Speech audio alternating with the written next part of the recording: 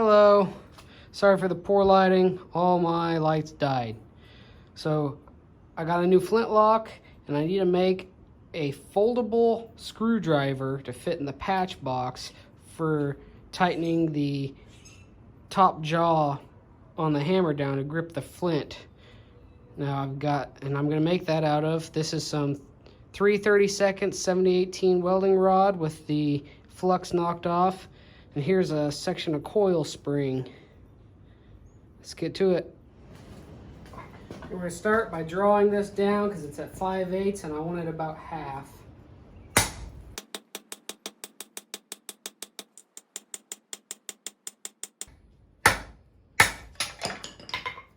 Ain't forged unless it's drop forged.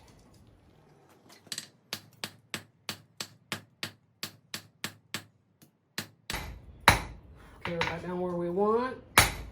So we'll start to round it by first going octagon.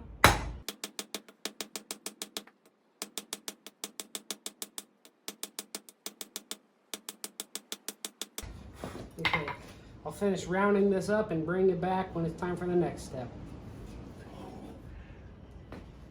Nose is a little ragged, so we're going to cut off the rag.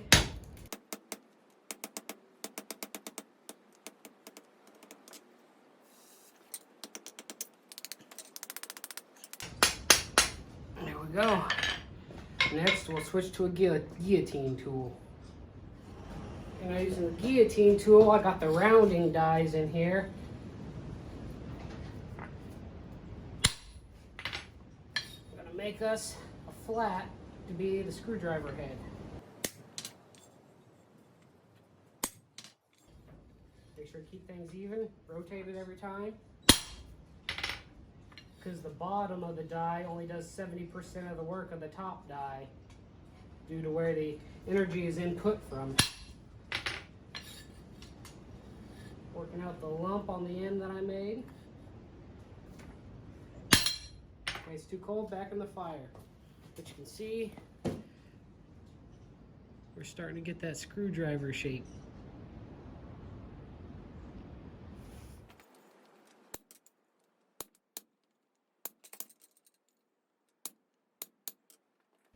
We have a nice transition now. We'll flatten that out, and I got a screwdriver bit that matches the slot, so I'll file this down now until it matches that screwdriver. Use a hammer, hammer out all the big lumps. Careful not to mess up your nice transition.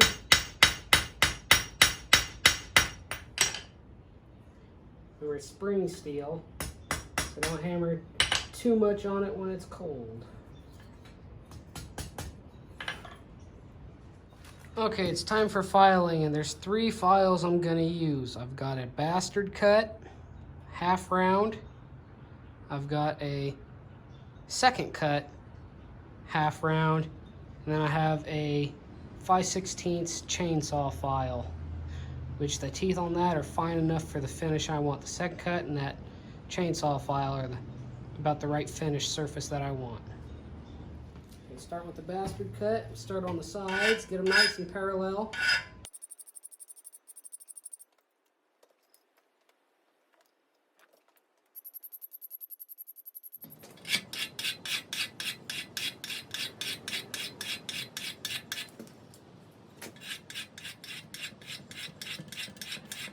Okay, I've been using the bastard file for a while. I took my calipers and I've got them set to the tip of that screwdriver.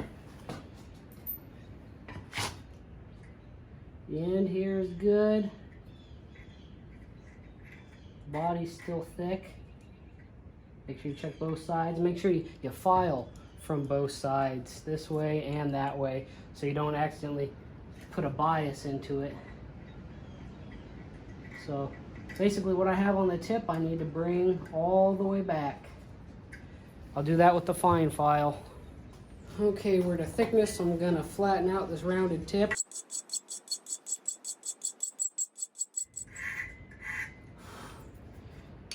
Okay.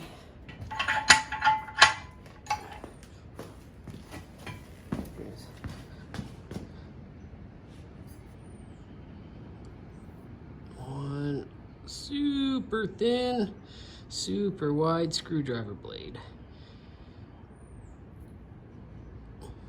Now I'll show you how we make it foldable. Okay, so how we're gonna make this thing foldable is we're gonna take the drill in perpendicular to our blade. This is a shade under 1/8 of an inch, and this is 1/8 of an inch drill bit. So what we do when we want to use this, we just pass this through the hole, take the assembly, set it down on top, and crank. If we want to store it, we just pull this back out, and they fold together.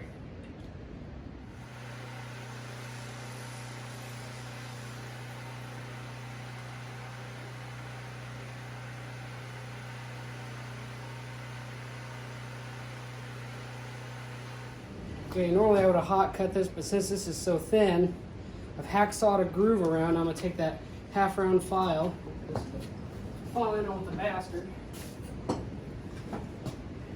Okay, I'm gonna take my half round file, the round portion facing our bit. I'm gonna just chamfer that edge.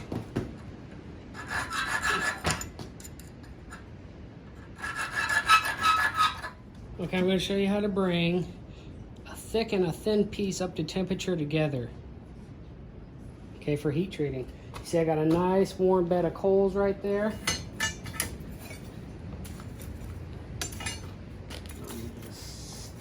Stick it in and leave it, no air.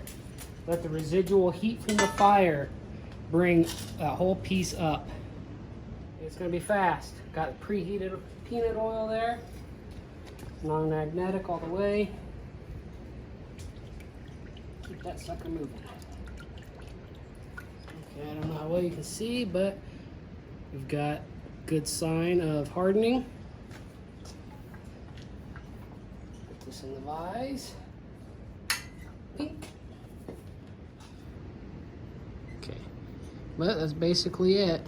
Like I said, take this, pass it through here, put that down in the slot, and turn until your flint is tight. Take them out, and then you can store them in your patch box. Nice and compact. Okay, against my better judgment, I decided to temper this in the forge.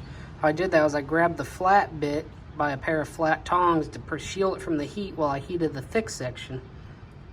Now I'm just waiting for the heat from that thick section to climb up into the blade. Once it turns, that peacocky color you see there at kind of the transition, once that reaches almost a quarter of the way to the tip, almost touching the tip actually, I'll dunk it in the peanut oil. Okay, let's see how we did.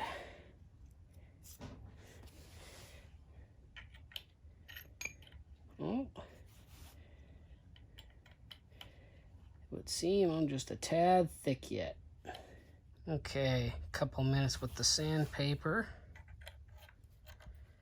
and we have full contact all the way down.